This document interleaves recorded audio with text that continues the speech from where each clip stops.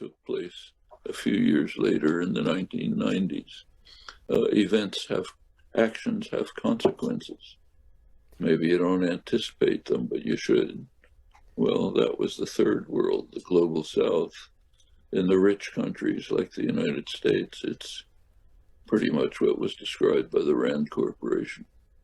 Well, that's all part of the neoliberal reaction to the former period of what's called sometimes regimented capitalism, state capitalism based on New Deal measures.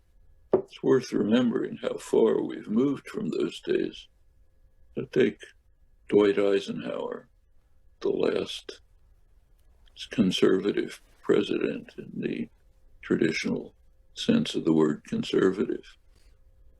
Eisenhower, if you read his statements, sounds like a flaming radical today. Eisenhower said, any person who doesn't accept New Deal measures, the measures of social welfare developed in the New Deal and continued in following years, anyone who doesn't accept these measures doesn't even belong in our political system. That's Eisenhower. Anyone who denies working people the right to unionize, a firm, essential right, such a person doesn't belong in our political system. Well, that was the 1950s, continued for some years into the 60s. Then we get into the reaction, which escalated under Reagan.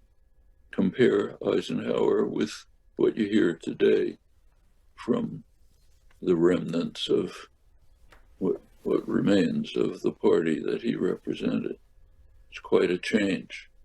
Tells us a lot about the regression of the past 40 years. Professor,